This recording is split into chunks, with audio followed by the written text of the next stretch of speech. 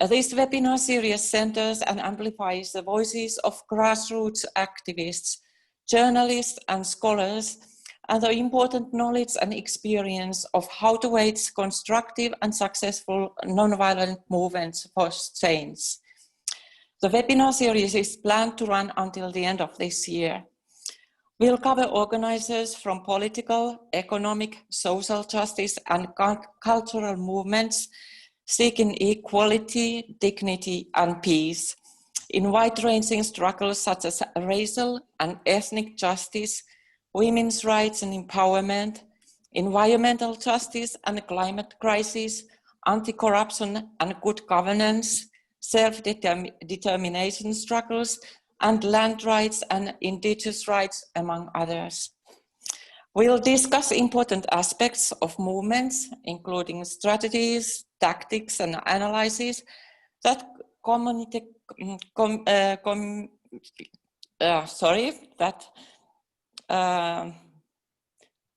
communities use to organize and mobilize people.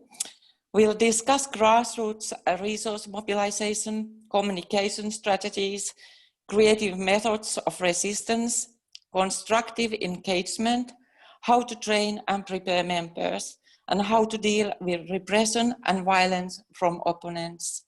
We do this in an interactive way. We are here to share and learn from each other.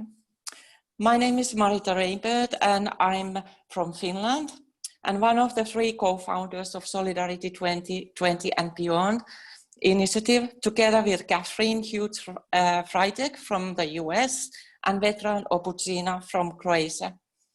Before I turn over to Eric Stoner, co-founder of Waging Nonviolence, I'd like to say a couple of words about our work in Solidarity 2020 and Beyond.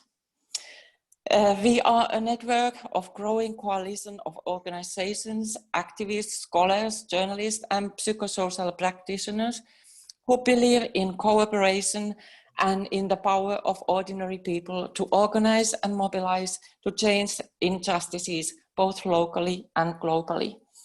We have an advisory committee with high-profile experts from around the world, but are driven by 125 plus grassroots activists working in 100 countries, called the Global Grassroots Activist Network. We convene bi-weekly presentations and discussions among the activists, are building working groups on participatory research, media and communications, self-care and training and capacity building for movements. Our website will be up and running very shortly, and we'll invite you to join us at www.solidarity2020andbeyond.org as soon as we are ready to launch it. And last but not least, I want to thank our great team, and especially our assistants, Gina Standard from the US, Francesca Falasca from Italy, and Paul Magu from Kenya. So that's all for now, and thank you. And now to Eric Stoner. Hi, I'm Eric Stoner. I'm one of the editors and co-founders at Waging Nonviolence, which is an online publication that covers social movements and activism around the world.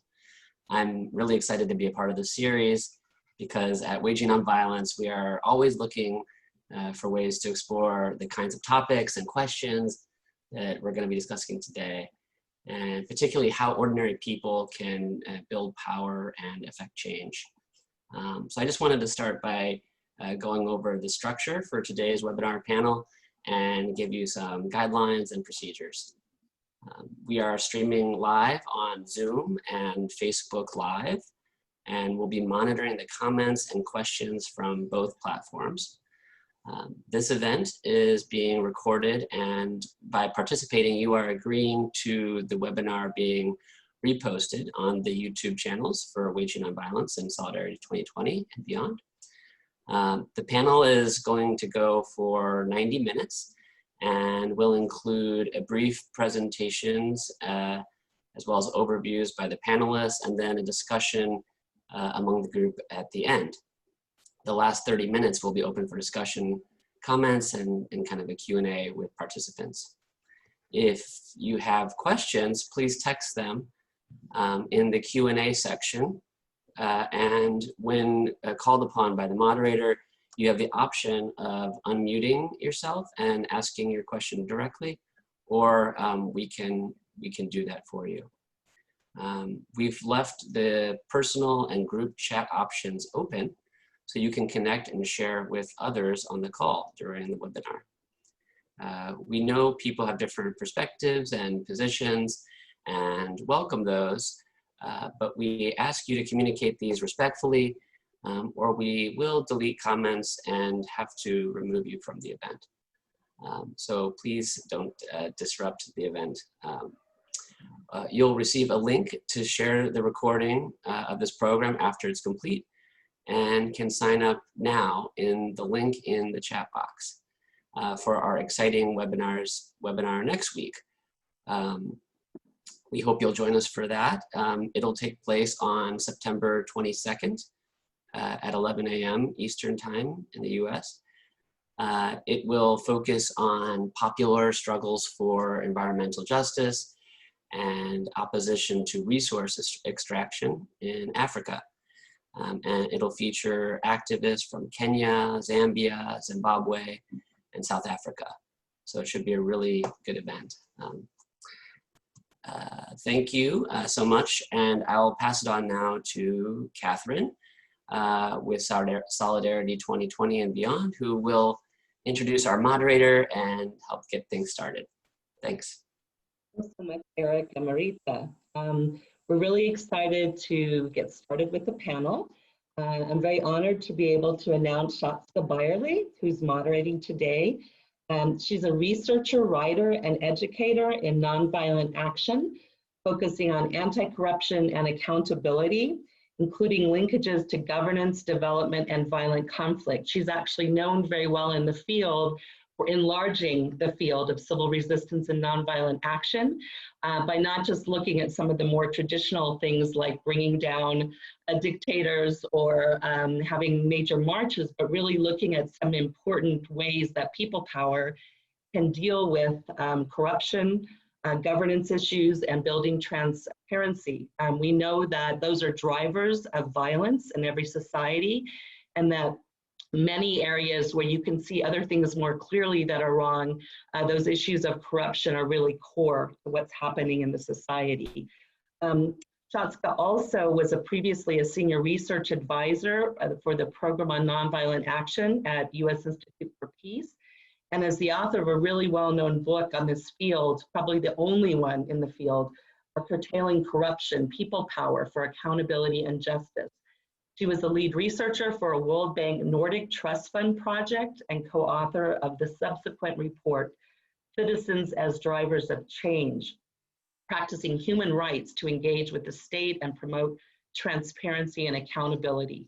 She teaches broadly and speaks at conferences, workshops, and webinars like this one. And she also is an elected member of the UN Civil Society Coalition Coordination Committee. She is a recent member of Solidarity 2020 and Beyond, our organizing committee. And currently she has just been appointed as a senior fellow at the Terrorism, Transnational Crime and Corruption Center at the Schar School of Public Policy and Government at George Mason University. Welcome, Shaazka. Thank you, Catherine, and thank you, Eric and Marita. It's really an honor to be a part of this webinar. Can everyone hear me? Yeah? Okay, great. Okay. Without further ado, I think all of you are ready to actually get into this subject and hear about what people are doing on the front lines. So what I'm going to do is just turn the floor over to each of our activists and change makers in this webinar, and let them talk to you a little bit about their civic initiatives or their movement, and about their the geopolitical situation in their country, their connection to fighting corruption, and some of the strategies and nonviolent tactics or actions that citizens are engaging voluntarily in the initiatives around which they are enabling.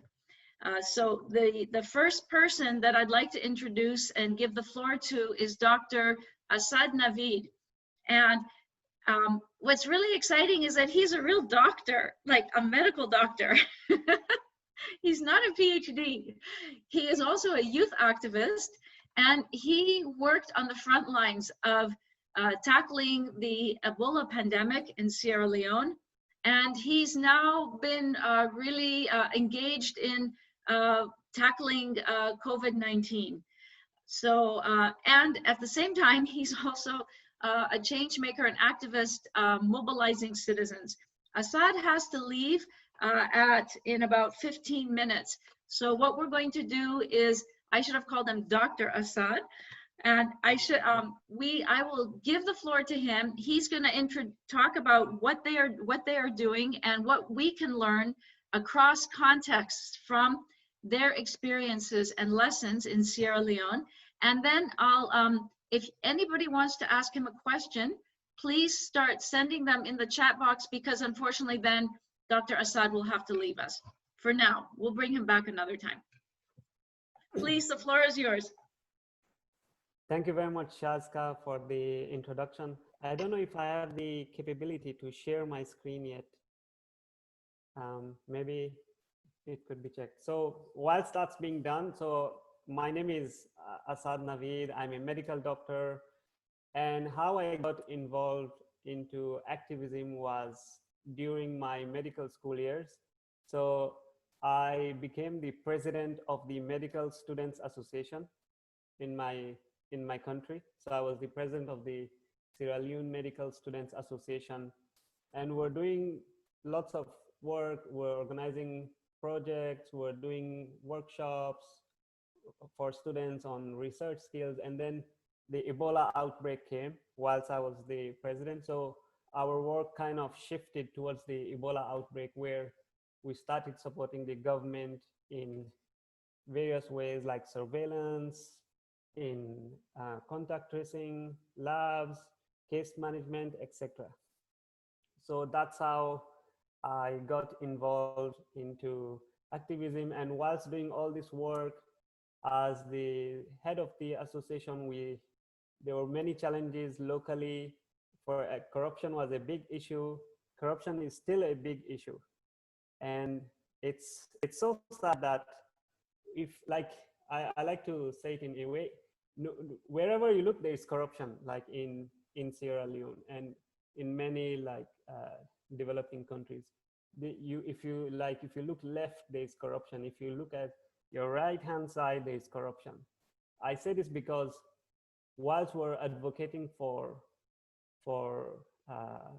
whilst we're advocating against corruption, we found out some of our own colleagues were supporting such initiatives. So it was really difficult. So anyway, so in today's presentation, I'm going to tell you a bit about how corruption affects pandemics and epidemics. I will just give you a few examples. Then I will tell you a bit about the Sierra Leone context. And then I will tell you about a doctor's strike we organized in Sierra Leone in late 2018, 2019. And we were successful in that strike. So I will just share some of the lessons there. So next slide. So as you can see this slide, it is not uncommon to see strikes happening in ongoing epidemics, like the Ebola outbreak in Congo saw strikes happening because the Ministry of Health and the government officials did not pay wages on time.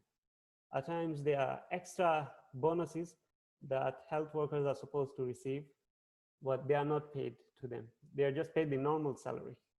The risk allowances and other things aren't paid. And when these issues accumulate, eventually it leads to strike. In Sierra Leone, for example, in the Ebola outbreak, there was a health strike as well.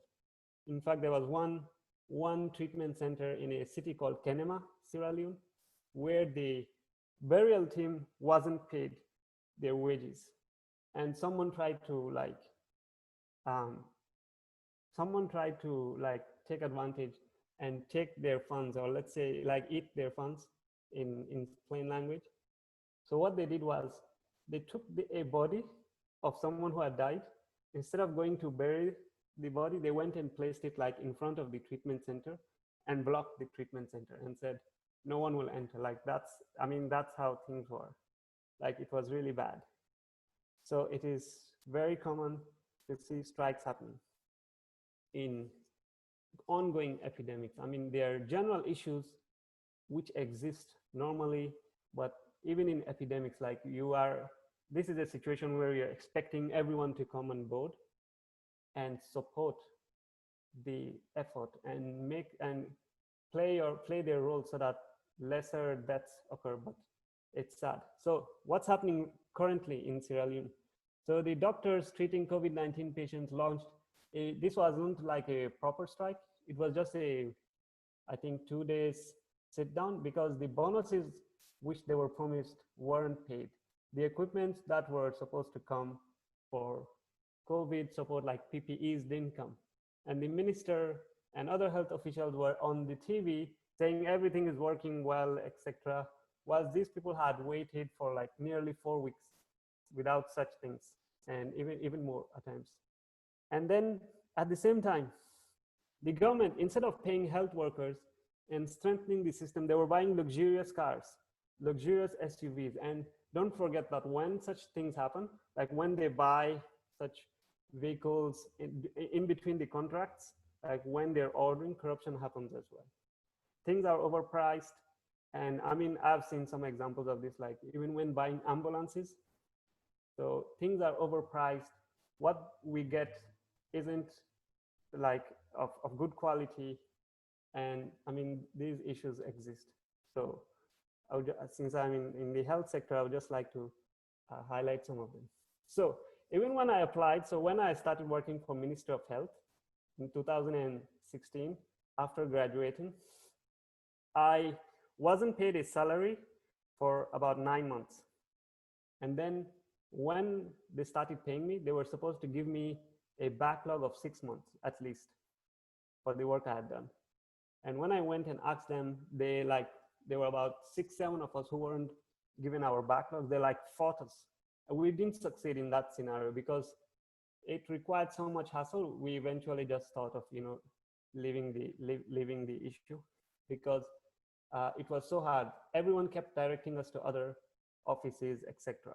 So I believe someone must have taken the funds for himself or something. Anyway, so Sierra Leone, the Sierra Leonean health context. So Sierra Leone has one of the weakest health systems in the world. Our maternal mortality is one of the highest. Our infant mortality is one of the highest. Our adult life expectancy is second to only Central African Republic. So things are really bad. And corruption and lack of proactiveness continues to give us, problem. We stay at the same place continuously. The malaria program in Sierra Leone has been there for years and years, but no progress has been made. We still have similar number of malaria deaths in the country. And it's an issue. So just to give you these numbers can sound very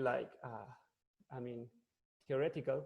So when I say our infant mortality is one of the highest, let me just give you a practical example of how that's seen on the ground. So our referral center, the pediatric referral center, if you work there, every night, the average number of deaths that occur per night are about 3 to 6. And there are only 2 doctors on board. So I've done this, I worked there for 6 months. The average number of people that died per night were 3 to 6.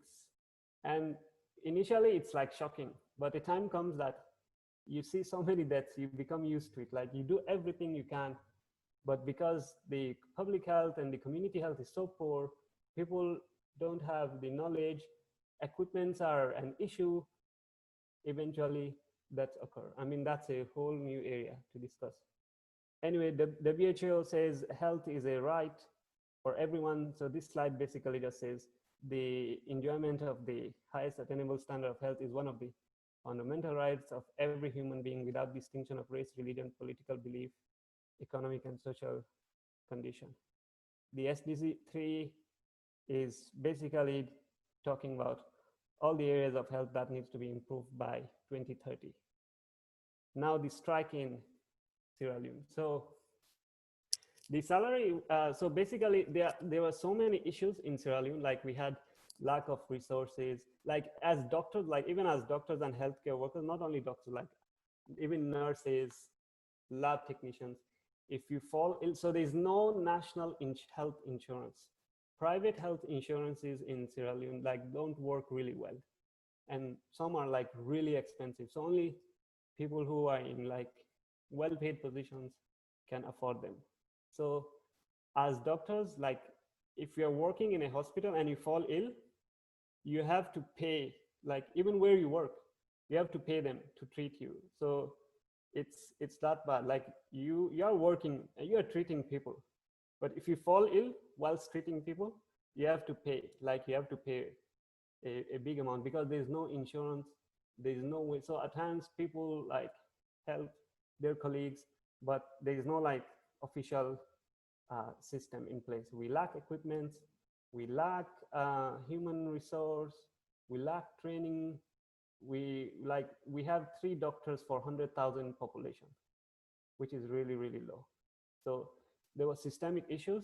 And on top of that, the wages the government was giving doctors and healthcare work was extremely low. Like the currency had inflated and the money was like really low. At the same time, lawyers in the country were getting paid 4 times more or 3 times more. Other professionals, like in the banking sector, they were getting paid 3 times more, etc. So the doctors like started this movement in late 2018. We started meeting the chief medical officer, the minister of health himself, and started sending them letters, started writing about the issue to warm up the issue. But no one listened. Like the minister won't even give us an appointment. It was an issue to even get an appointment. And once we got an appointment with the chief medical officer, and were suggesting ways of improving the health system and talking about our wages as well. And he said, look, he said, I've done 20 years in the health system here. You are young doctors, you can't tell me what to do. You guys are inexperienced. Like he didn't even value us, like we felt really disrespected. And he like shrugged off the idea of us even contributing in any way. Anyway, eventually, after several meetings and letters, we decided to go on strike. So how did we do it? We had people officially representing us out there, and unofficially we divided the roles in between. Like there was someone for working in communication, that was me. There were people working in coordination. There were people these people used to organize the meetings. There were people who were for press. There were people who were responsible for government meetings. There were people who were responsible for logistics. So that's how we organized it. It was like in a very simple way, like no official title, just like some people were made in charge of various things. So that's how we did it. And then we tried to bring the people on board. So what we did was, because government takes us really like, they don't take us seriously in Sierra Leone, the doctors organized a meeting for 2 days where all the junior doctors were asked to come. And these were working days. So they were asked to come, and a notice was issued to the government that after 21 days, if such and such of our demands aren't met, we're going to have a strike. So even the 2 days that the doctors weren't there, when they were like on the conference, it shook the system a bit, because all the no junior doctor was there, only senior doctors and nurses were there. So it reached the ministry that the burden is really high. So it was kind of a warning that a strike is coming, so that they will take action. But sadly, no action was taken. And we like one thing we ensure that we did in the strike was that we communicated really well with the people. So we went to TV shows, we went to radio shows, we went on our social media and told people like how this just doesn't affect us and how it affects everyone. Like, it's not only about the health workers, but everyone. Like, how can we provide good quality of health for people when we ourselves, like if we fall ill, we don't have a way to take care of ourselves or to treat ourselves. So people were like with us. These are just some of the pictures from the meeting that we used to organize. And basically we wrote to the ministry. We made a list of demands. These are all the demands, like remuneration, postgraduate training programs. So in Sierra Leone, that's a whole new chapter. Like, if you want to like become a specialist, like you want to become a surgeon, or you want to become, let's say, a pediatric specialist, or another like neurosurgeon, there's no training in Sierra Leone because it's a low resource, like low income country. So most doctors have to leave. So one of the demands was to increase postgraduate training programs, to recruit more health workers, get more space, get more equipment, insurance for health workers, insurance for people who advocated for universal health care, improvement in service delivery, etc. So nothing happened. After 21 days, the government didn't listen to us and we went to the strike. And that's when the minister who wasn't giving us appointments, they started calling us to meetings now. So now they were calling us, they were giving us time to go and meet them. And basically it was a serious back and forth issue. At the same time, we're pushing communication messages. Like, we got in touch with the BBC. We made sure we made the news big. You know, we communicated with the people what the issues were. The government, so initially, like, they said no, they aren't going to listen to us. And then there was this letter they issued. So they started playing all sorts of tactics. They started like threatening some of the health workers and saying that if they won't get a job later on, those who had like who knew junior doctors, like those, they started calling the faculty members at the College of Medicine and they told them to like tell some of their students to back off, etc. And some people got promised for positions and stuff. So all sort of tactics were played. And there was a big like tussle in letters, in meetings, in the media. The strike went for like 2 weeks. It wasn't an easy deal. I mean, it was really hard. So half of the, like, not half of the health workers, like the doctors, some of them were like ready to even give up, like they got convinced. But so strong leadership plays a part as well. But so we had like a really strong head of the Junior Doctors Association, who is my friend, Dr. Beyerle. He stood firm, like he stood really, really firm. We succeeded in involving the senior doctors as well. They also went on strike with us.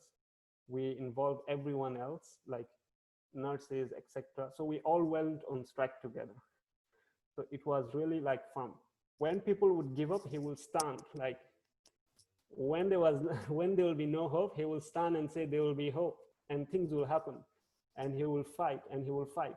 So that I think that leadership really helped as well, because even in the executive, like the vice president and the secretary, he was the secretary, sorry.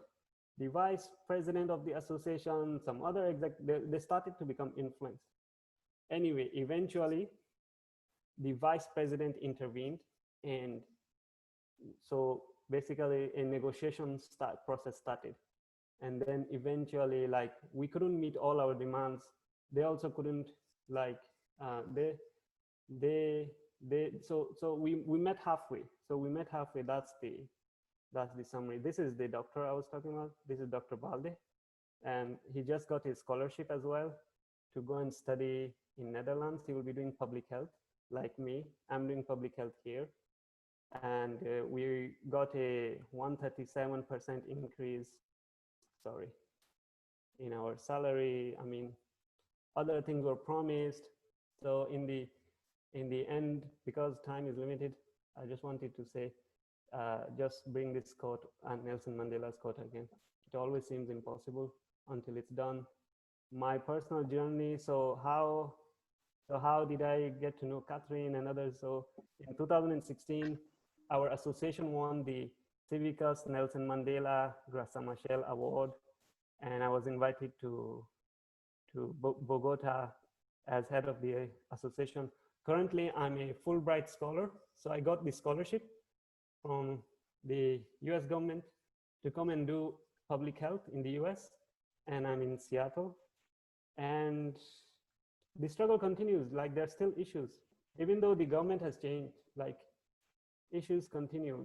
We don't see much difference in this government and the previous government. So the issues continue. And these are my contacts. If anyone wants to work on a publication around this area, or I mean, I would be more than happy to collaborate with you, and we can draft something and work on it. And if there are any questions, you can let me know. Thanks. Thank you, Dr. Asad.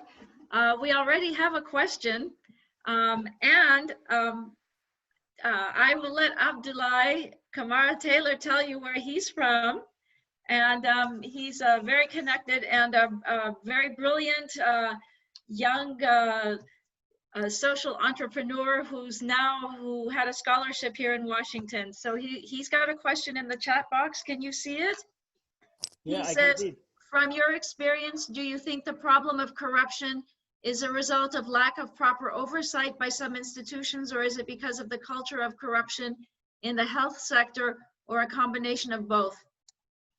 So I would say this is a combination of both. So the problem is, I think people should be taught against corruption. Like in our school curriculum, people should be told about corruption and how it's bad.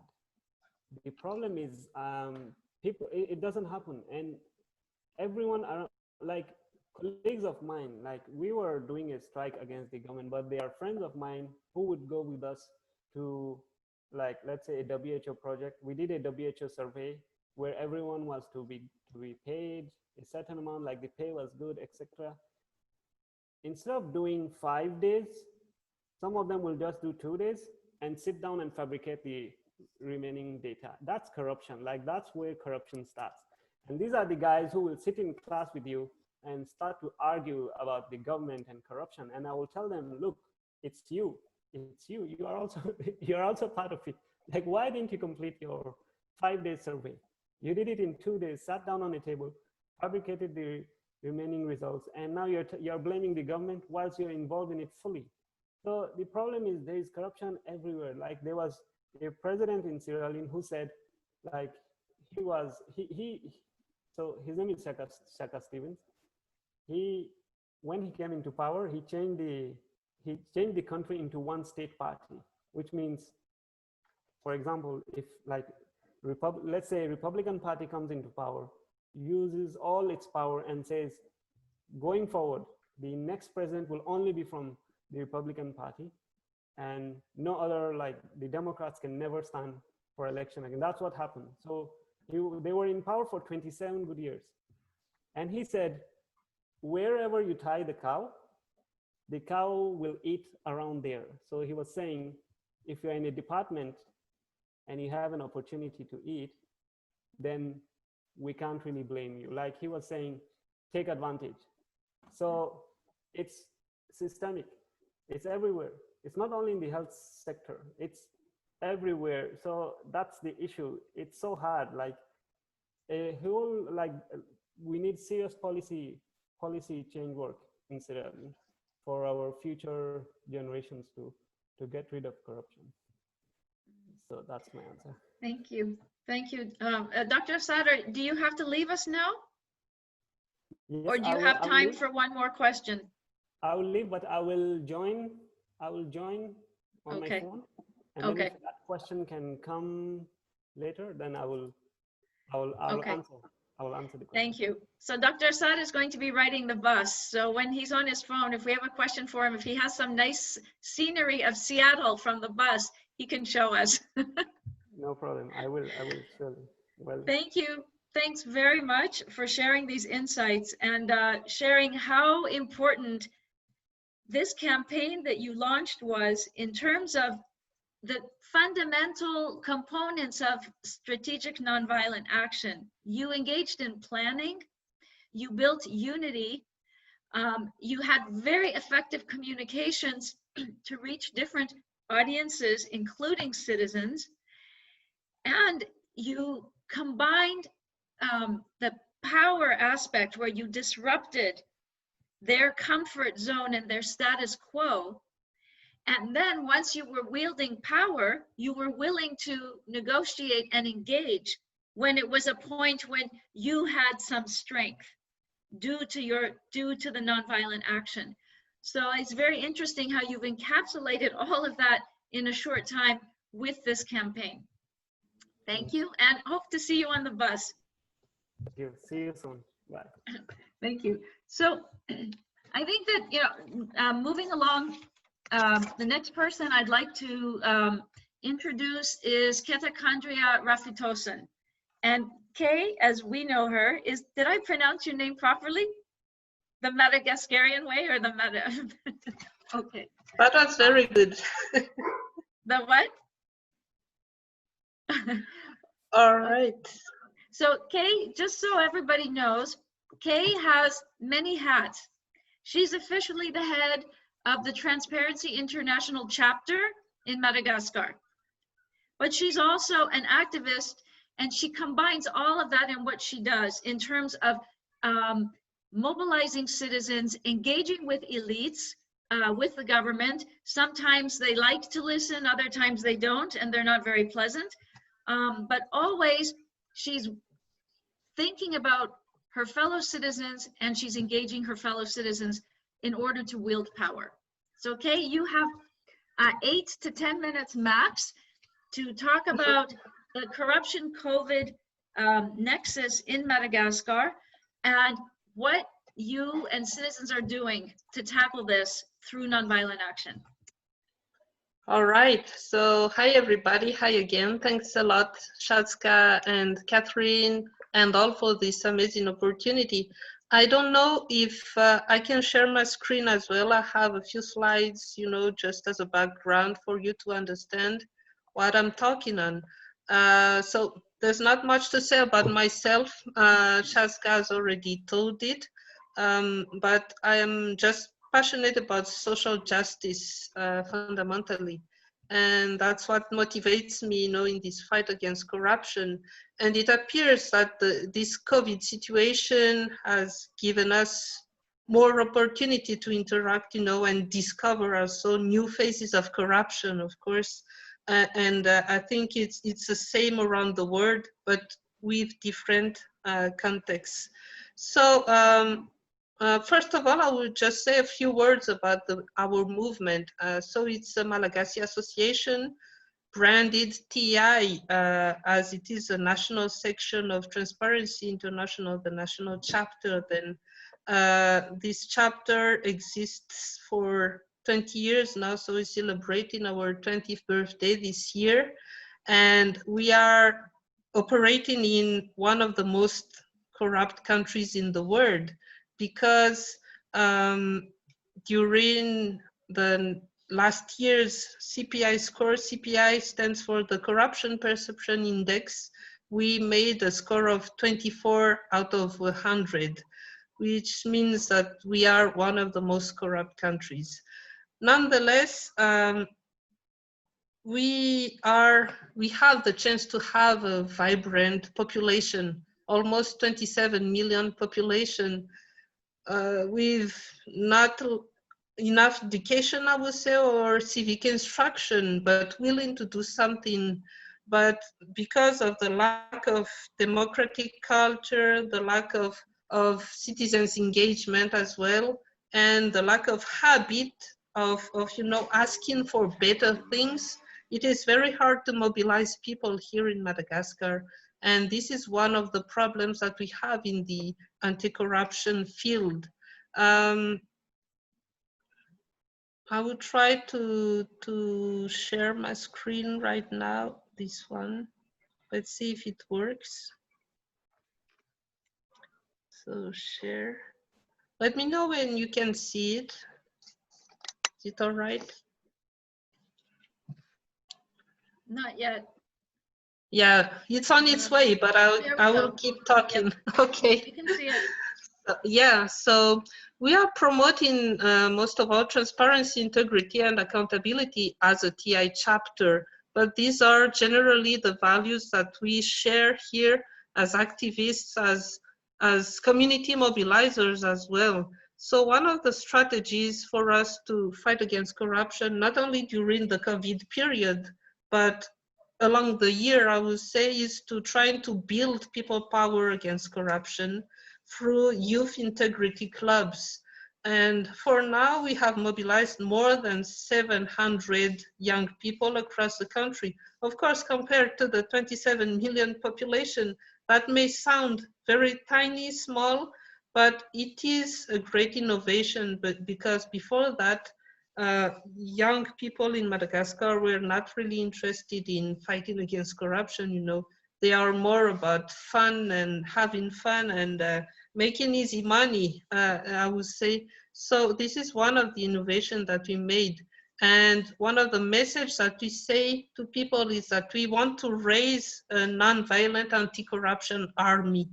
We use the word army because this is a fight, this is a war that we are doing on an everyday basis. So we need solidarity, we need unity, we need people to join our fight, because it's not just possible that a single small association like ours will, you know, achieve this huge fight. So we call on the people to become non-violent soldiers in this fight against corruption.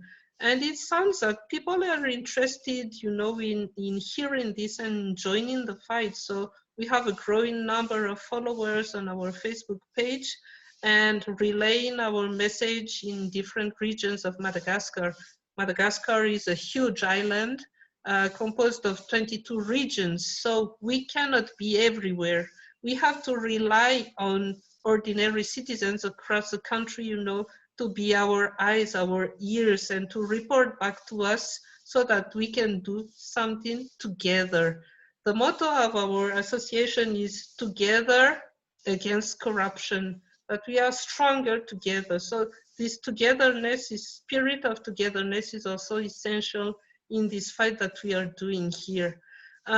We are also keen to build coalitions with other CISOs and think tanks, because as I just said, it's not possible to achieve it by just ourselves. So we are working with CISOs in human rights, for instance, CISOs working in the economic field, you know, for exposing cases of corruption involving economic aspects, you know, or research that we don't master. And we have three main scopes of action or tools of action. First of all, we do research action.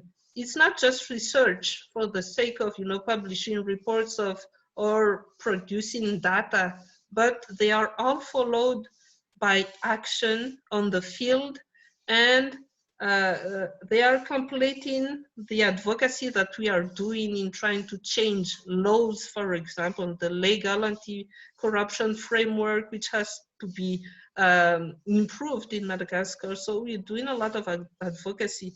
And one of the powerful tools that we use as well is investigative journalism to track the corrupt cases and expose especially grand corruption involving politicians in Madagascar. So we have a dedicated website. I will give you the link afterwards in the chat that you can see, and we are trying to expose those cases of grand corruption. Last week, we released a new article, for instance, which exposed the fact that Malagasy passports are not biometric. though they were supposed to be. And you know, when we are traveling, we are always in trouble at every airport because people cannot scan our passports. And they say this is a fake passport. Well, we paid a huge amount of money for having them. The fact is that a passport costs like 30 euros in Madagascar, but 30 euros, it's like, I would say, 2 months' salary for an average person. But the real cost of this passport is 2 euros. So the 28 euros goes into the pockets of those corrupt people, politicians, private companies, and all the embezzled people that are involved in this circuit. So we exposed that. But one of the strategies that we did is that we exposed this story in collaboration with an international media in order to avoid repression.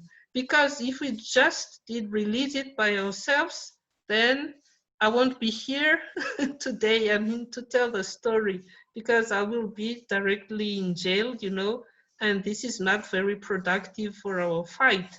So what we do is that we research a story and then we make it to appear like a leak from somewhere, and then an international media talks about it, and then we re-talk about it, like we retweet it in a certain kind of way. This way, we feel safer because, you know, it is a repressive environment here. Of course, when you look at Freedom House statistics or rankings, then you will see that Madagascar is considered as a partly free country. But I personally consider that it is an autocratic country, and we have a small dictatorship here. So they are watching us already. They have named us at TI here as, you know, enemies of the nation, because we are always criticizing what the government is doing, always claiming for more transparency, more this and that. So we are already targeted. So we have to be creative in what we do. And another strategy that we do is that we use a lot of media pressure. That means that we seek to be continuously present on the medias. We are publishing communiques. We have daily publications on our Facebook page. We will soon launch a blog for young activists, anti-corruption activists, and we build our coalition using the spectrum of allies and pillars of support that I'm thankful to ICNC for teaching me this years ago as during the Fletcher School Summer Institute, where I met Shaazka and Catherine. And we use them to, you know, identify those allies that can work with us and where to target, which ministry to target, and where to investigate. So this is really, really useful. In addition to that, usually, I mean, apart from the COVID situation, we are working in various areas, you know, monitoring public finance, natural resources, because Madagascar is a very rich country in terms of natural resources. We have mining, land, forests, whatever. And we are also working in health, education, and political integrity. But during this COVID-19 pandemic, we focused our actions on several points, specific points. First of all, about tracking public procurements and aid efficiency, because Madagascar have received more than $600 million, which makes a lot for the country. But we are not sure where this money did go. So we asked a lot of questions, and every day we ask question, where is the money? What did you do with it? So this started in last March until now, and we don't have clear answers yet. And then there is this media pressure I've been talking about, and we call for transparency at all levels of power. It's not easy because the regime is reluctant to you know, disclose information, though they publicly say that anti-corruption is a priority of the regime. So there is this gap, you know, between what they say and what they do. So we try to make them stick to their word, saying, look, you said this, so please do it. And that's where the people power is needed, the people pressure is needed, because if we don't have this people pressure, then they will just leave us there with our questions unanswered. And we are currently conducting an analysis of the government's crisis management. We plan to release this report at the end of the year, analyzing each decision that they take, analyzing the opportunity of their decision. So we are working with political analysts on that question, with economists as well, considering the economic aspects of their decision. And we are also giving voice to people, to real people who suffered from all those forms of embezzlement and corruption from the government through our advocacy and legal advice center. Every day we have an hotline. We have opened an hotline since April, and people can call us directly, reporting cases of corruption, you know, and we try to help them reach the authorities and solve the problem. So this is very useful in documenting the cases of corruption related to COVID-19. And there should be also a report released on that. And finally, we have launched a campaign called Miambna Izahai, which means we are watching you. We are calling our volunteers and everybody who leans on TI's work here in Madagascar to be part of this campaign. It's like organizing a citizens anti-corruption vigilante, where, as I said, we cannot be everywhere. So we ask people to join our movement. And some of the messages that we released during this campaign is that corruption is as dangerous as COVID-19 itself. So we have to, you know, combine them and fight them together. And that it is important to access information, you see in the middle, and then also to combat police corruption, which is very pervasive, because they have the authority to oppress and repress people. So we have to report. So we work through very, you know, these are very simple stuff, but people do understand and people feel them. People feel the need to join the campaign through those very simple things. And then finally, I wanted to talk about something very important here. It's about blowing the whistle in Madagascar. In anti-corruption, it's essential because public servants, for instance, they have documentation, they have evidence, they know about grand corruption, but they are afraid to tell their stories, afraid of repression, of course, and there is not a legal framework here for protecting them. So yesterday, which was the International Day for Democracy, we organized this debate. This was an online debate that I moderated, and we caught, you know, the guy in the middle, which is part of the Ministry of Justice, and the other one with the glasses is part of the Ministry of Communication and Culture.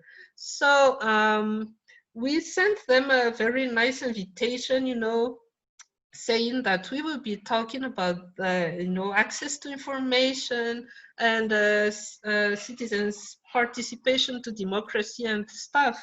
But the strategy was to make them make a public commitment for the adoption of a law protecting whistleblowers in Madagascar. So we have a video broadcasting of the guy from the Ministry of Justice saying publicly that yes, they will be keen to work on that piece of legislation. So we have it now. We have the word, and now we will be pushing them for, you know, sticking to this commitment. So this is kind of the strategy that we are doing here as well, through those online conferences and debates. These are getting more and more, I would say, regular and ordinary now in times of COVID, of course, like, because we cannot organize like face-to-face meetings, but we can reach an interesting audience, and we can make those push them for this kind of commitment. But Okay, it's I'm not sorry. easy. Yeah, Okay, I'm sorry. May I ask you to please wrap up, because yeah, you see, it's the last word I was about to say. Like, it's not easy to fight against corruption, but thanks to the strategies that we've learned, and we are also learning from our peers through such exchanges, we can face it up. Thank you very much. Thank you. Thank you, Kay. We need to make these webinars 2 hours long, because all of you have such important experiences and insights that it's not fair to limit people and to limit you. There's so many takeaways from your presentation. And before we turn to David and to a different continent, I just want to just mention that what was interesting is that you combine, you have a lot of different creative tactics. You did not once mention the traditional tactics that people think about with nonviolent action, like a demonstration or a protest. You showed the photo of these young women jogging, and they were looking happy. Yeah. This is also about anti-corruption. Fighting corruption has a positive side, as we'll hear also from David in Paraguay. And it can be fun. It's not only serious and negative and depressing all the time. And the fact that you also demonstrated how interestingly you combined coalition building within the country with coalition building and solidarity outside of the country with other organizations and media outlets, so that you could not only get the word out, but also protect yourselves. Because unity comes from numbers and protection comes from numbers. And the fact that you had international media outlets working with you to disseminate the information was so powerful. So all of these are examples of tactics that we don't normally think of as tactics, and yet they are part of the nonviolent action or tactical repertoire, particularly in the anti-corruption realm. So I'd like to turn to David Riveros Garcia, who is the founder and executive director of reAcción in Paraguay. He started the organization when he was still in high school, and he's a little bit older now, but still, but high school students and university students are the drivers and wielders of power of reAcción. David, you have 10 minutes, and I'm looking, we're getting limited in time, so would it be okay with you if I hold up my phone when the 10 minutes are up, just so that you know? Oh, you have it? Okay, thanks. Okay. Thank you, madam. It's a pleasure to be here. I think this sort of events should be more frequent. The theory and practice of nonviolent resistance and civil resistance in general, I think, couldn't be more important in the times we're living currently. So let me just share my screen quickly so I can actually get through a few points. Can you see the screen? Could someone? If Yes, anyone you can't can. see the screen, if anyone cannot see the screen, please send a message in the chat.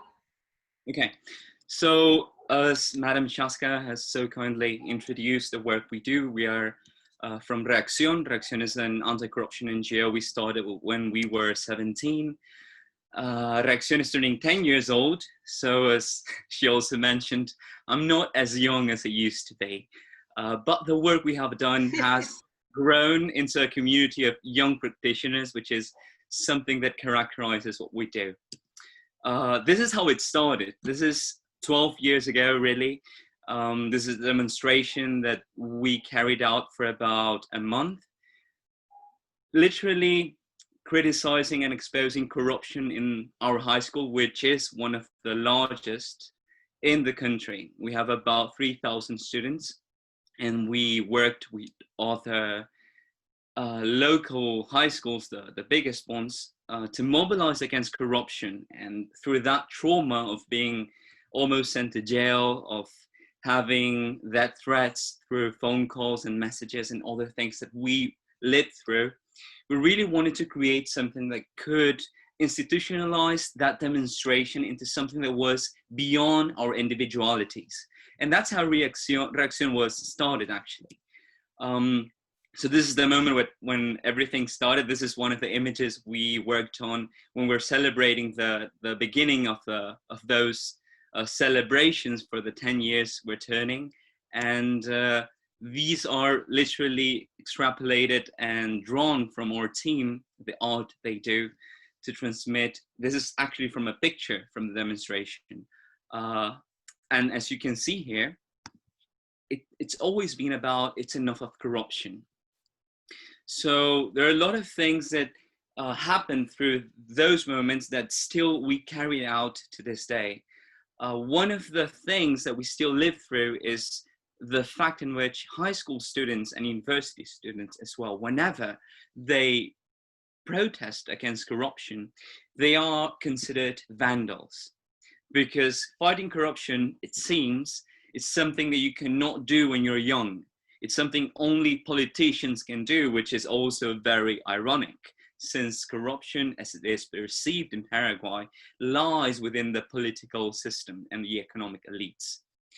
So the fundamental question that has triggered so many things since then was, how can a country really say it's fighting corruption if its next generation is being educated by corrupt people?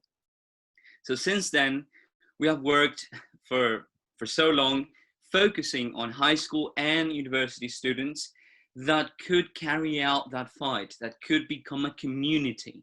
And this community-centered approach that we have been doing since at least 2010, and then we later on realized, actually in 2016 when I met Madam Shaazka and the ICNC in Boston, the summer school on nonviolent conflict, we didn't know at the time that what we have been doing, strengthening community links between students, organizing civil resistance peacefully, organizing strategies to make more people understand what was the risk of corruption in the education sector and how it affected lives, and how that the more people knew about it and the more people could organize because they had the capacity and the skills to do so, it really increased the cost of political inaction, which in turn then materializes change, because then local authorities cannot keep doing what they're doing, not because they don't want to, but because more people know and are organized to fight against them. And then I think the question becomes, how do we, and this is very, we try to adapt this. This is from actually the COVID-19 era. So this is 4 months ago when we try to translate all this expertise and knowledge about anti-corruption that we mainly focus on the education sector into a context that changed everything, as we all have lived through it. We cannot mobilize, we cannot meet because of the restrictions imposed by COVID-19. We cannot, as we used to, hold meetings or work with people that could, in a way, pressure the system. But then all the community we built, because I really think the community and also the credibility that one builds, it cannot be constructed virtually. So at the beginning, we had to switch, and we sued the Comptroller General in Paraguay so that he would publish the sworn statements of the public employees that would administer this huge amount of resources that Paraguay borrowed internationally in order to face COVID-19. And it's about $1.6 billion. He didn't want to, of course, he denied it. So working with allies in Asunción, an organization called IDEA and another called Semillas, we sued the Comptroller General, and doing a campaign around that with our high school and university students and these organizations, we won. And the way we celebrated was this. We thought corruption at that moment would rest in peace. Of course, that was naive. A lot of corruption has since continued, and corruption then translated into an additional excuse for negationists in Paraguay, people who don't believe in the existence of the threat of COVID-19, to say that this is all a hoax that has been created so that politicians could borrow money and steal it, which is, well, not really true, but the amount of corruption we have seen has allowed that sort of lies to spread. Afterwards, we also had a case in the Supreme Court, and the case was related to this sworn financial statements that public employees must present if they are first in the public sector, but also if they are to administer the emergency funds that we have. And we won again with this alliance that I mentioned.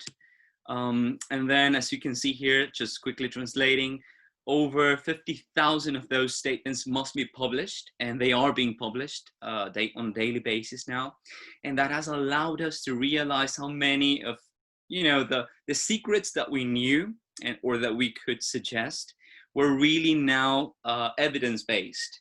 So we saw how certain politicians increased their wealth in 400%, 500% in a couple years using this evidence. So that was, as we called it, a second spring of transparency for Paraguay. And it happened during the unlikeliest of times, which is really the COVID-19 pandemic. This is the president of Paraguay when he signed a veto on something that the Congress was pushing, which would allow the public employees to literally just make false claims in their sworn statements. So with pressure, we also got the president of the country to veto that legislation. And so transparency could have a chance. We also worked a lot on the communication side of this, since everything is conditioned by the virtual nature that we now live in. And so this is what we developed, a lot of infographic that try to translate stories. Here is how this is the president, as you can see, and we're making him blind to corruption, as all the money that we borrowed has been misspent in a variety of things. We also try to help with the economic crisis to identify the regions in our municipality that were most affected. So we work a lot with open data, and we have trained for years high school and university students in the open data analysis, so they can help us with that. And you can just see the infographics and see how we try to translate when school went virtual in Paraguay, a country that has really bad internet connection, and most of the students don't have a connection of broadband internet that could allow them to actually follow classes online. And it goes like that with hospitals, the way they could monitor. I'll just run quickly through these. And we always try to do that work of making it very graphic, translating stories, as I mentioned, of the people that were responsible for administering the funds, and providing people with information about the legislation that regulated the funds and what citizens could do on a daily basis if they had the privilege of an internet connection to monitor. This is the Controller General, and this is how we were pressuring him. He was denying the sworn statements here, and there was a lot of money behind that. This is how we, as you can see, this is justice, and the COVID-19 was just another factor helping the corruption thrive in our country. This is the infographic from the image you saw previously, in which we mock. I don't know if this video was viral in your countries, but in Paraguay, it just became something everyone was using in terms of making fun of the COVID-19 situation. This is the Minister of Education, who we have criticized a lot, the way in which he has advanced policies during the crisis. So we also, since it's all virtual, worked on a lot of webinars that could help people learn about the funds and how to monitor them, especially high school and university students.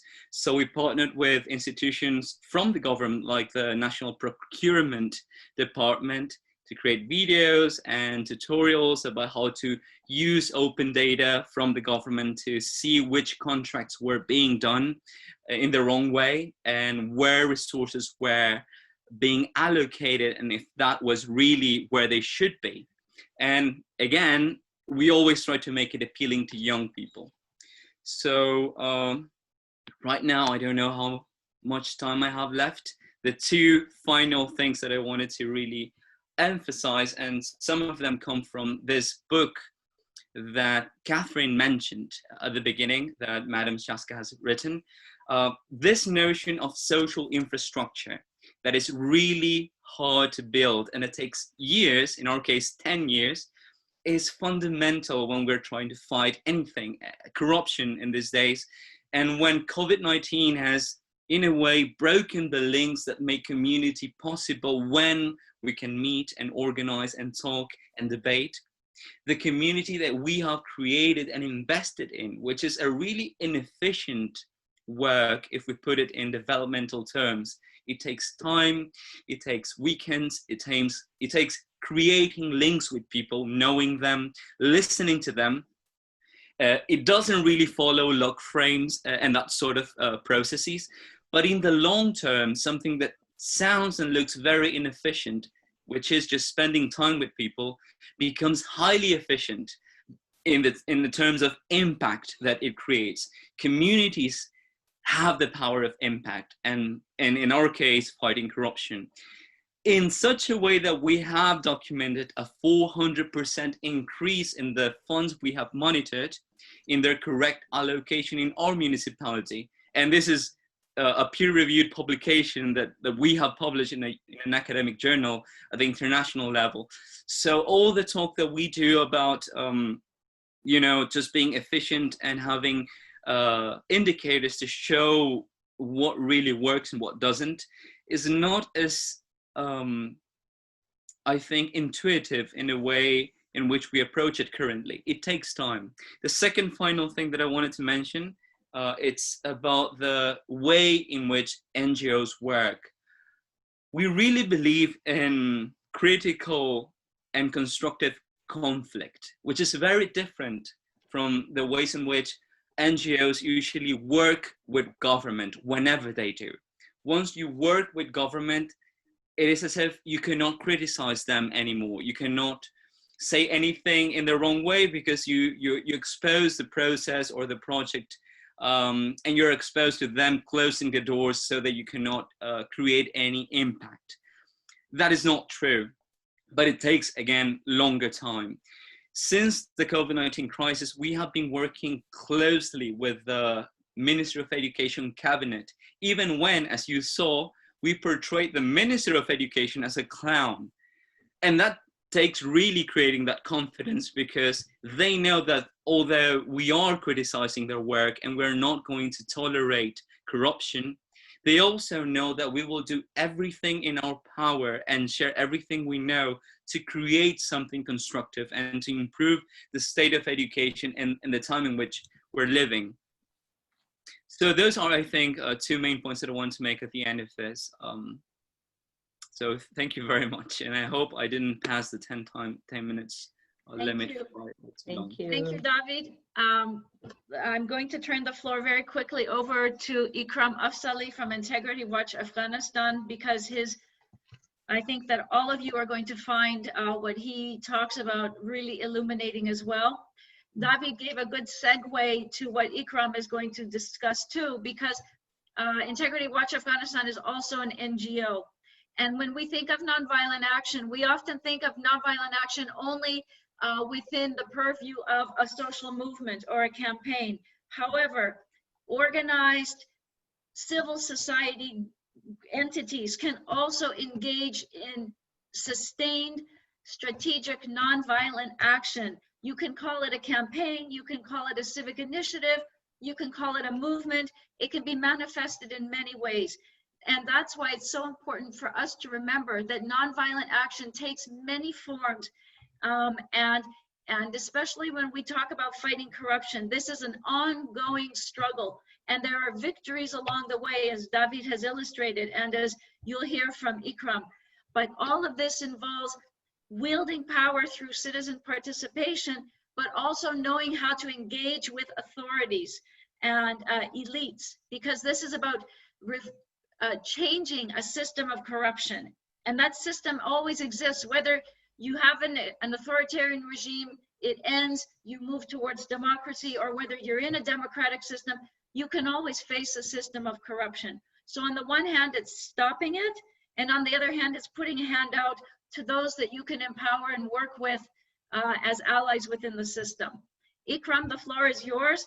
And I'm sorry that that you're going last, but we're gonna give you your 10 minutes of time and ask everyone to stay on a little longer so that you can ask questions to these brilliant people. Thank you.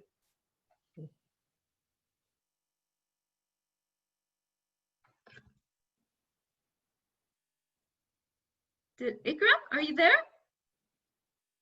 Ah, there you are. Okay. Yeah, thank you, Shaazka. Thank you for this organizing this event, and thanks, Catherine, for your facilitation. Well, I'll try to be brief, since I know there was a lot of interesting presentations. So I'll try to be to finish before 10 minutes so that I can allow some time for questions, either for me or for other presenters. But I mean, just quickly give you an idea about community-based monitoring.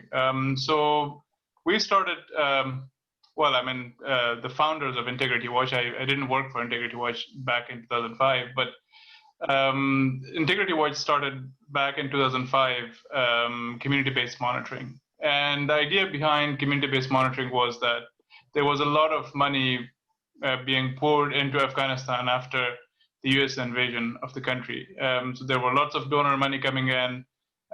Money was spent on, almost everything, and, a lot of donors didn't even care about the results that they were achieving. They were just under pressure to spend the money. So we were flooded with the money that our institutions, could not handle. And that basically was, like 20 times, our GDP or more. So huge amount of money that we could not handle, that our institution could not handle. And, complaints started to coming in from different parts of the country because the money was not delivering what people wanted. So the famous saying, that, winning hearts and minds through these, projects was actually delivering a completely opposite result, because people thought that money was coming in and they were not, they were kind of, they felt like, they were being played with, and there were only few powerful people who were benefiting from this aid. So we thought, like, we need to do something about it. Of course, there were campaigns, there were a lot of complaints as well. Media, although it wasn't very vibrant as it is now, where they were covering this.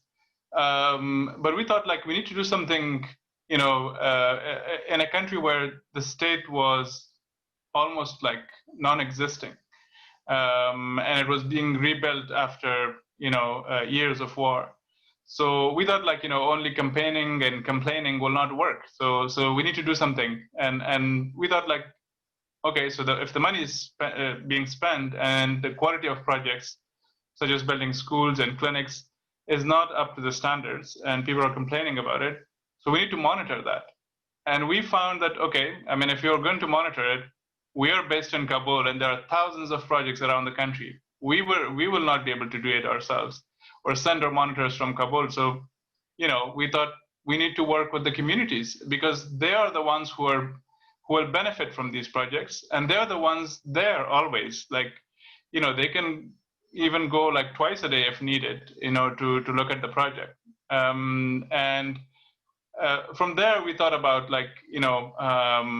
engaging with communities. And I think, for the first project we started 130 kilometers from Kabul, the results were quite promising, because the community could engage with the contractor. Although there was no access to information law, and we didn't have the readiness, this culture of people asking contractors to do quality work or to monitor their work, that culture didn't exist. People thought that government belongs to people who are in the government, and if they give a contract to a contractor, the contractor is only responsible to respond to the government, and they're not responsive. They're not responsible to the people. So we started to challenge that idea. In a country that suffered from years of conflict and different regimes under communists and Mujahideen and Taliban. So this was like, for some of the companies, it was kind of a shock that they would see community members, going there and asking for quality of projects, and asking for information, and so that was, I think, a big change in itself. Bringing democracy to the people's doorstep, and not just in terms of having once in a while elections and people deciding who should be their leader, but bringing democracy to in daily lives, asking for their rights, and holding the government accountable.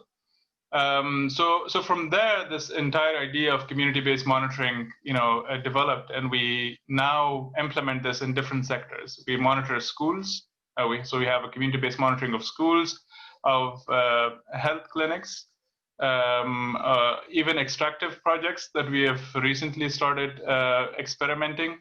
It's very challenging, but it's very interesting.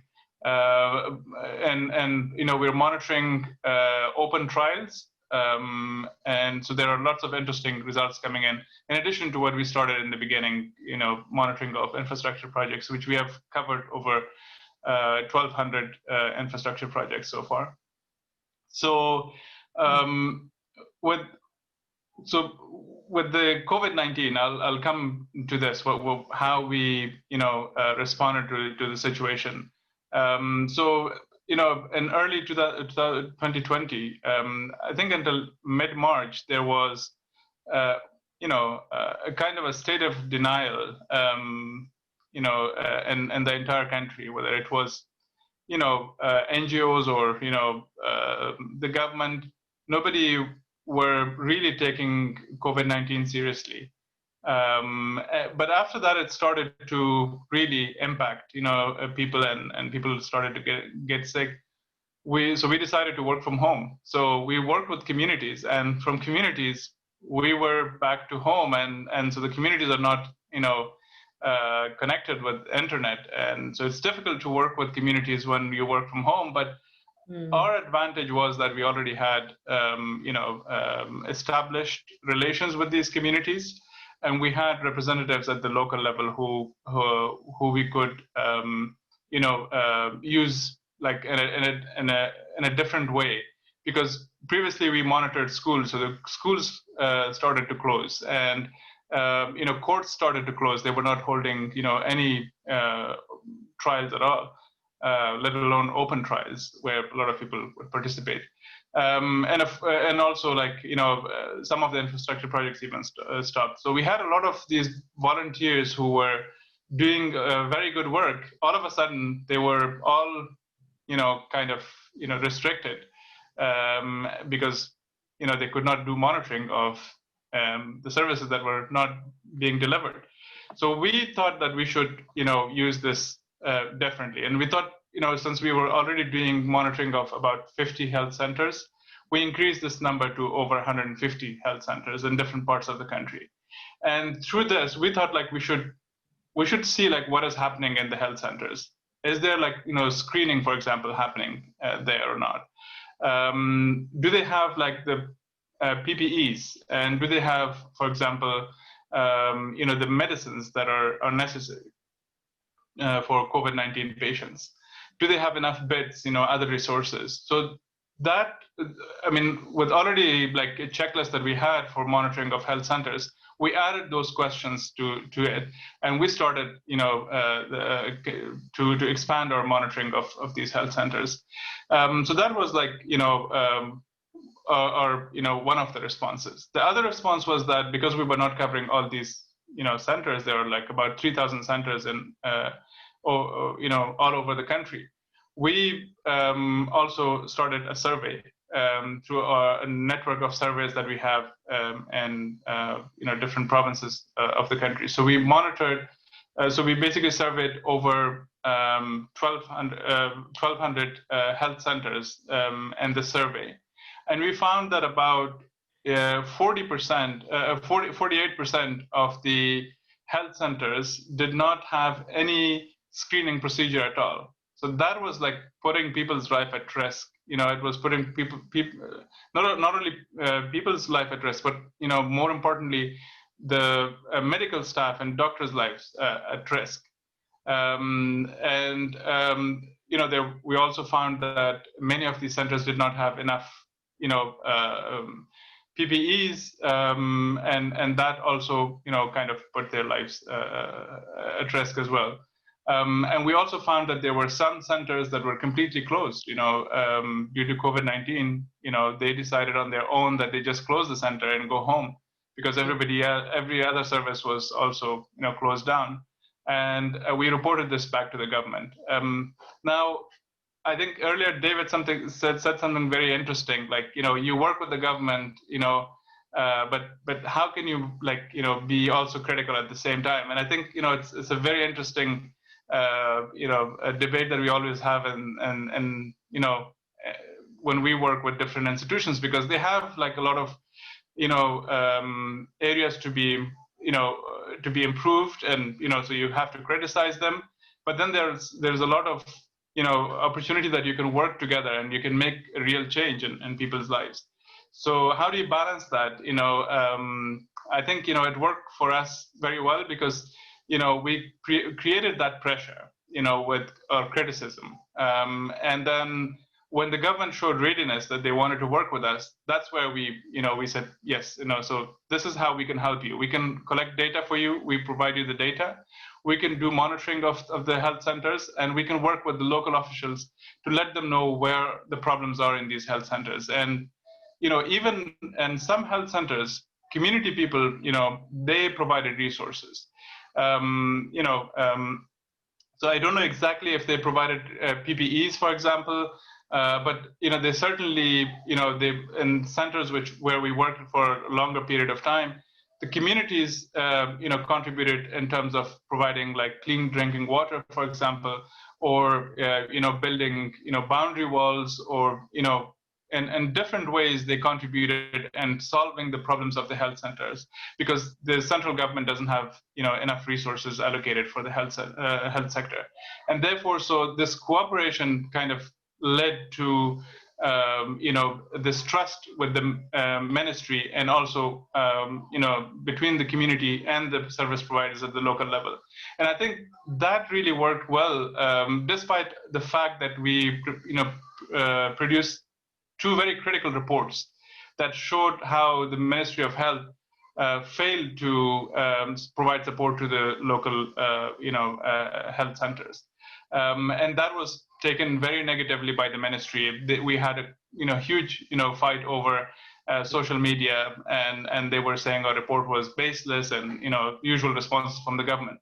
But because we also at the same time worked with the communities at the local level, that trust was built, and even despite having that criticism, which created pressure for collaboration, when there was an opening, we had something to offer to the government that could help them.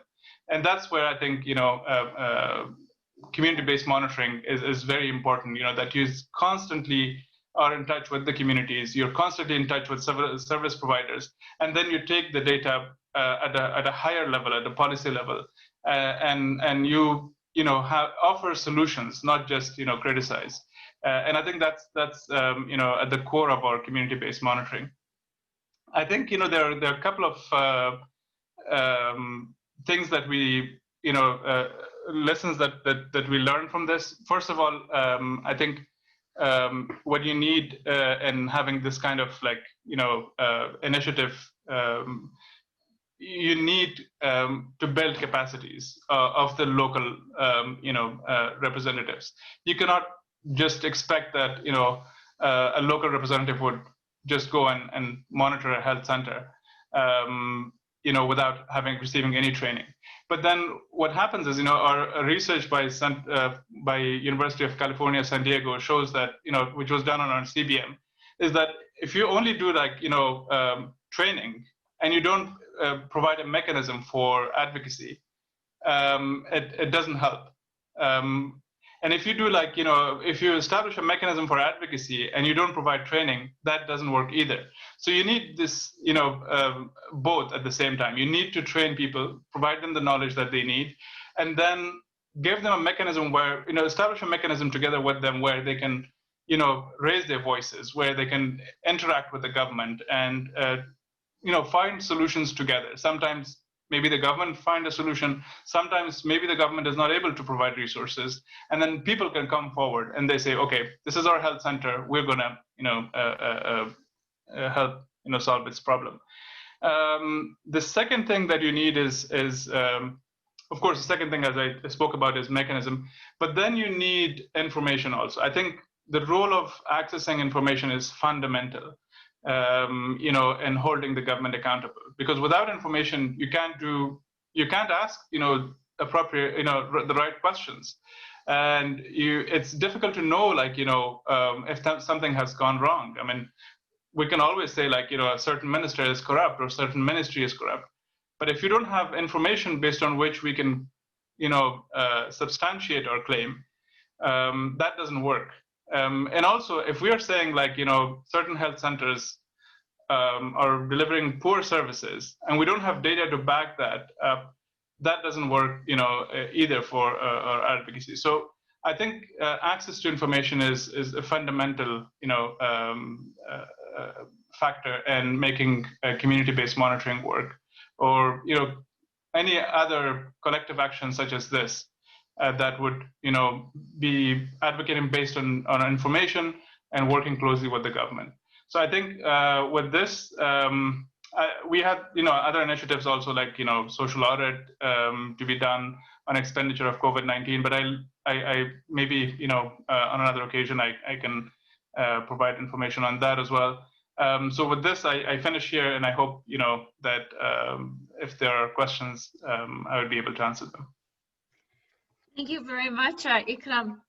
I think what's really striking about, there's once again, as with everyone, you said so many striking things, but I think two of the things that are really important that add to what everyone else has saying is that you offer solutions to the government, not just criticism. And Kate also spoke about that in terms of Madagascar.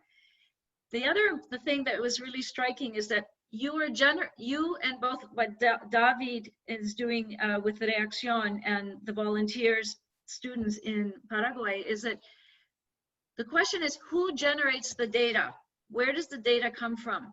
In both cases, the generators of the data are citizens. And it's not only coming from them, but they are voluntarily going out and gathering the data. This gives so much credibility to what you do, because at the end of the day, then when an organization, an NGO, goes to the government and says, this is what we're finding, they can't come back and say, oh, what do you NGO know? Because what you're saying is, this is what your citizens, your people have documented without being paid, going out on their own and doing.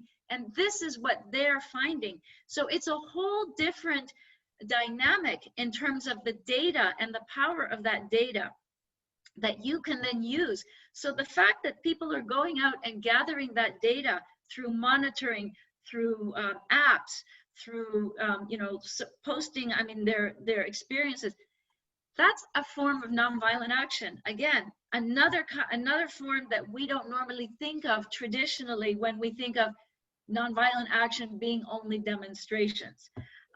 We are over time, but I see that there are 18 participants still with us. And so I hope that some of them have questions.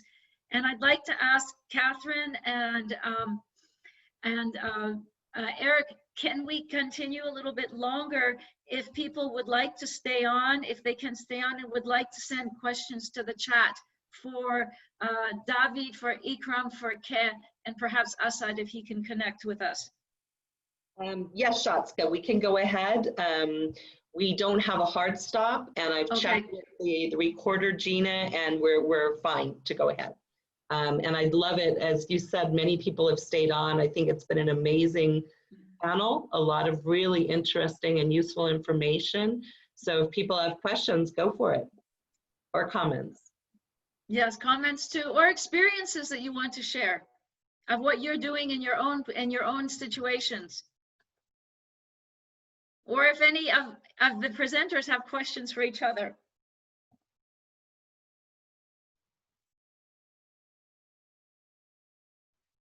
We'll give people a couple minutes. I know David had a question for Ikram.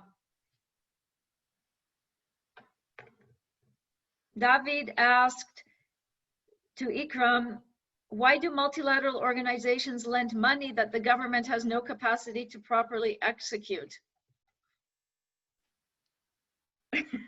That's a million, probably $1 billion question. You know,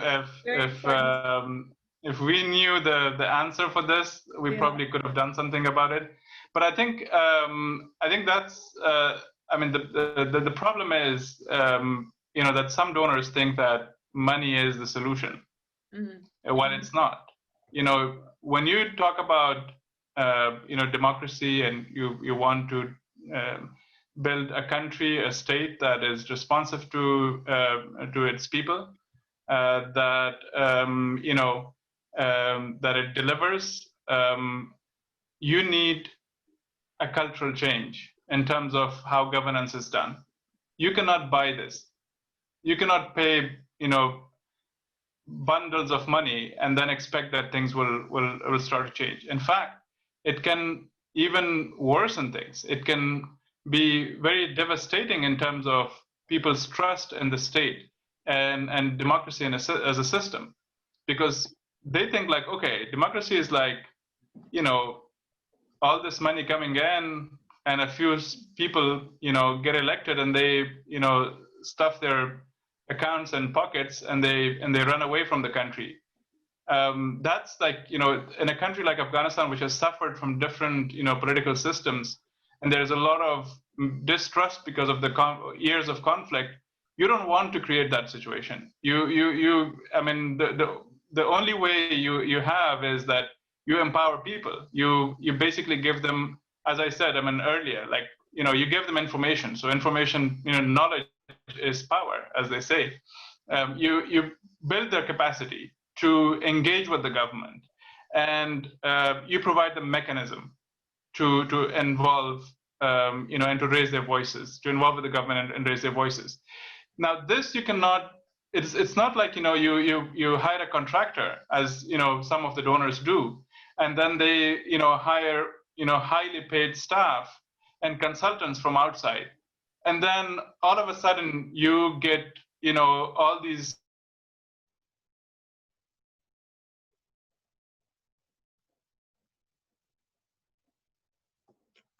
capital. Bringing that social capital takes time, and it takes the right approach. But unfortunately, you know, many of the, you know, the donors, you know, didn't think about this. You know, and still, unfortunately, a lot of them don't think about this. There are, of course, some very good donors. I think, you know, I don't want to name anyone, but we have experience, working with some donors who understand these very well. I mean, and then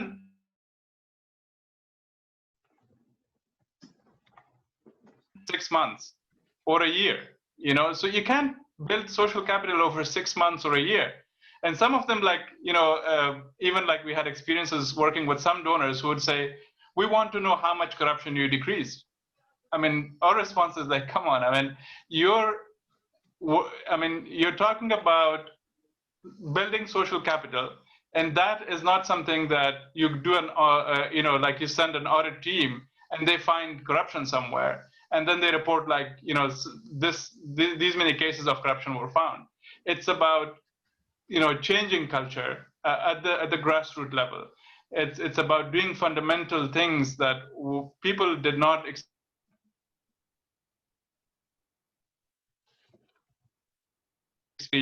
will not be, will be learned by most of the donors, and that we don't, repeat the same mistakes in Afghanistan or elsewhere.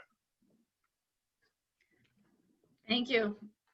Thank you, Ikram, for such a deep and insightful answer. You've raised so many other points, and perhaps we can have another session on, you've given us an idea for a session on how can donors constructively support nonviolent action. And of course, that's near and dear to my heart because I've been researching that for a couple of years now, thanks to the U.S. Institute of Peace. Does anyone else have a question for each other? I have a question, and then we just got one from Pant as well. Okay, great. And so maybe we can even put those together, although they're very different. My question is just, we traditionally think of strong repression being shot in the streets or arrested when people are doing big protests or sit-ins, but your work is so key to kind of challenging power structures and those elite at very high levels of power and really making major change. And so I've heard some of you talk about, you've mentioned certain campaigns that have really gotten direct response back from the governments or the elites or the corporations. So I just have a question on how you're dealing with that repression, how dangerous it really is for yourself, for people working in your area, the risks that you're taking, the kinds of repression, and again, not to make it too long of an answer question, but kind of how you're dealing with those risks and what they are, because I think they're probably pretty extreme in some cases due to your work. And Catherine, after your question, then after this, the responses, you will raise Pant's question, and then we will probably end at that point, right? Okay, so Pant, we're gonna ask your question too.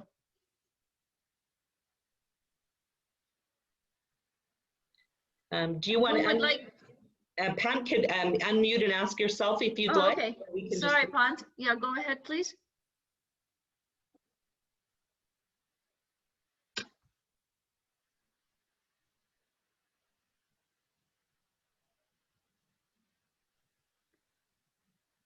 Okay, Pant, we're not hearing you, but we see your question in the chat. Maybe I should just read it out in case there's a problem with the sound. What kinds of social audits are being carried out during COVID-19 in Afghanistan? We at Accountability Lab. Hey, Pant, thanks for joining. Blair told me that somebody was coming from Accountability Lab. Okay. We at Accountability Lab are working on following the money for COVID, but the figures we see from donors are in the millions, while the info we get on the ground does not add up. What has been helpful in your experience trying to access data? Thank you. Thanks, Pant and Accountability Lab. So we've got 2 questions for our participants.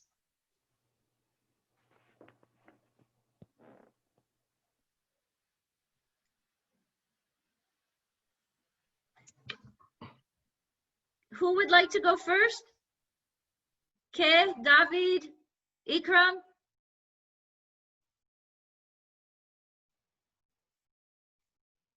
Yeah, I can try to answer a little bit Catherine's question about how dangerous it is.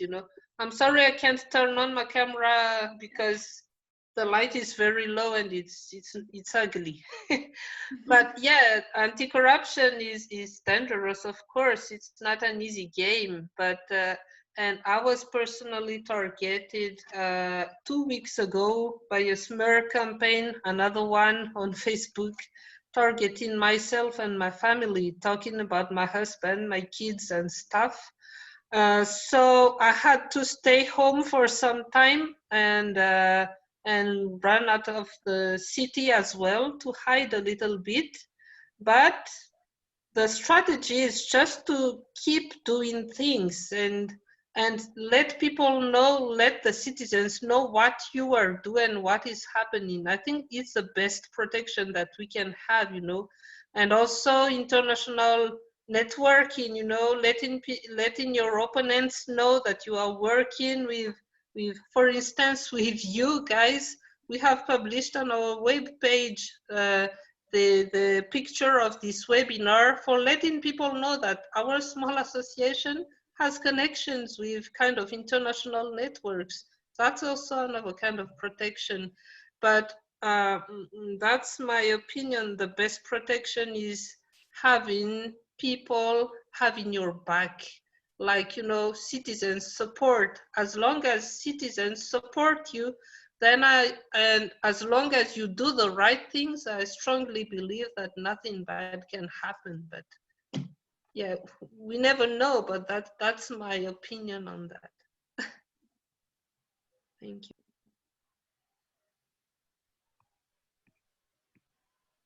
David, you look like you're going to say, you want to say something? Yeah, I think that is very true. There are always risks. But one of the things that in reAcción we have to be very mindful of is the people we're working with, they're still dependent upon their parents' permission. So if their parents see that we get threatened, that's over for their participation. It doesn't matter whatever we do. So we try to be very, very careful with the things we say, the tone in the content, even when we make fun of the ministry or of the president himself. And even though we have information that is very, well, we could use to actually point at someone and say this person is exactly the person who's stealing the money, but that could have repercussions. We make this trade-off and we protect the sense of keep building the community, because that's more important than attacking someone. And that's also why we cannot talk about certain taboo issues in Paraguay. Paraguay is a very conservative country. Although we defend certain things, human rights in general, we can't really, in our communications and other things, say that, because the ministry itself is shutting doors to access and books about sexual education just for religious sake. So if we go and say something, then the parents will say that we are one of those NGOs that is following this global agenda that has this plan of overtaking over the world and whatnot. And then principals and parents will prevent us from reaching high school students and university students. So that's why we really take in the sense of the things we say and to what risk we're perceived to be exposed. So that's my comment on that question. Ikram, can you hear us?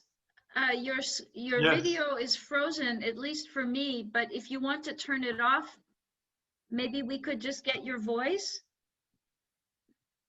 Sure. I don't know if you can hear my voice. Yes, we can hear you now. Okay. Great. Okay, great. Thank you. Well, I think, you know, on dangers, of course, I mean, when you fight corruption, corruption fights back. So Yeah. you have to be prepared. And I think our strategy is not to fight it alone, because corrupt networks are really organized and they are powerful most of the times. So you have to be, you know, equally powerful or more powerful. And I think we can be much more powerful with our people, together, with our communities, with other civil society organizations, with media. I think, sometimes we overestimate the power of corrupt networks. Sometimes we underestimate it. I think both are dangerous. We have a potential to overcome them, if we know our resources very well. But if we underestimate, their power and we try to single-handedly handle them, we can put our lives at we can put our lives at risk, and lives of others who are working with us at risk as well. So our work is like, our approach is to work in partnership with communities, for example, at the local level. When it comes to a national level, we try to work, with national level CSOs. At the provincial level, we have established provincial integrity networks where people from the government and, from the communities, and also at the provincial level, they come together. And then it's no longer like, someone from outside the government criticizing the government, or just one single person, like, and I sometimes say it like, we are not the only bad guys in the room, that they can single us out and attack us. So that's like, most of the times our strategy. There was a question on social audits. So basically we have been trying to gather information from the different institutions, especially from the governor's offices, who were given a large amount of money to be spent on COVID-19. And our position from the beginning was that you have to establish accountability mechanisms and make sure that information is made available. Of course, we know that sometimes you have to make decisions, ad hoc decisions, and quick decisions that may not allow for proper procedures of procuring things. So that's all we said was understandable, but you have to make information available on that. That's not, if you're buying something, you can also provide a receipt of that online. We have also been using our access to information law, which is the best law in the world.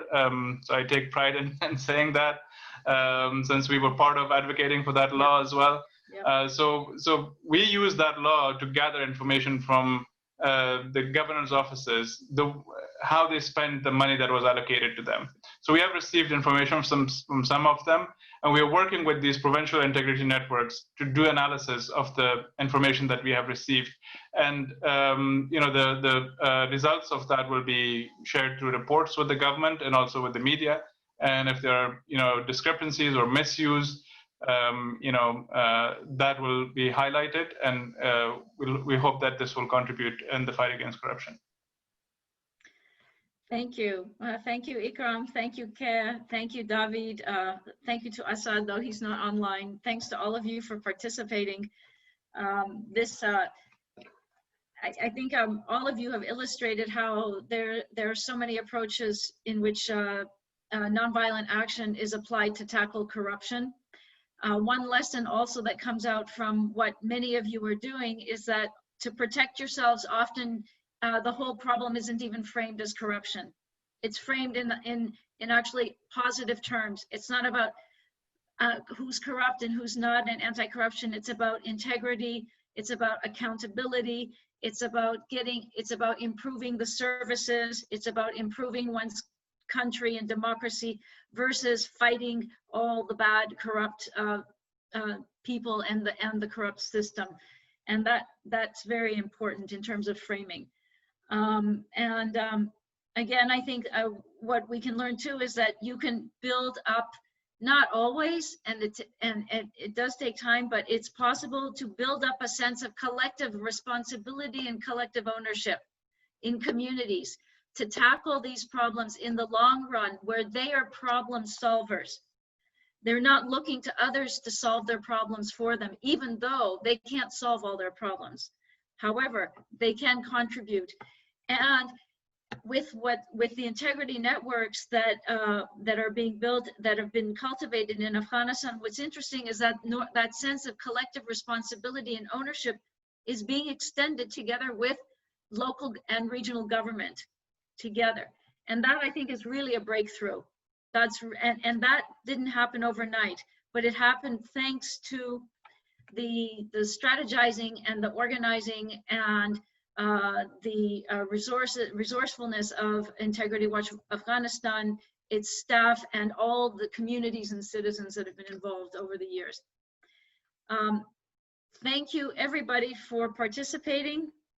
If anybody has questions or who wants to be in touch, I think you know how to reach us, and we'll be happy to continue the discussion or facilitate communication amongst you. Catherine, Eric, I turn it over to you in case there's anything you want to say before we end, and Marita also. Turn it over to all three of you. I would just say thank you very much to everyone. Great panelists, so much learning. It'll be shared widely. And Shaazka, thank you so much for a great job moderating. Thanks. Thank you, everybody.